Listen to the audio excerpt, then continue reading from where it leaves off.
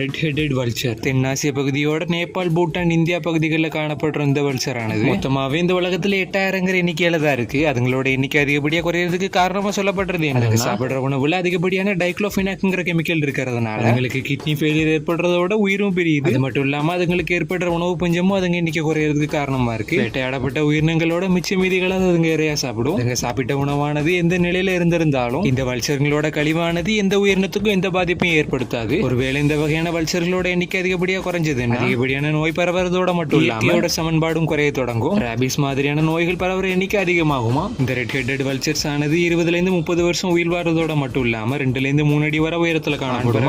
பெண் பறவை அளவுல பெருசா இருக்கிறதோட மட்டும் இல்லாம பாதுகாக்கிறதுலயும் சிறந்து 4 வருஷத்துல இனப்பெருக்க வயசு எட்டுற இதுங்க இல்ல. நவம்பர்ல இருந்து ஏப்ரல் மாசம் இதுங்களோட இனப்பெருக்க காலம். வருஷத்துக்கு 2 முறை இனப்பெருக்கங்கிறது நடக்கும். ஒரு முறையில ஒரு முட்டை மட்டுமே இடப்பட்டு 5 நாட்கள் வரை அடைகாக்கப்படும். இந்த குஞ்சானது 3-4 மாசங்கள் தாயோட அரவணைப்புல இருக்கும்.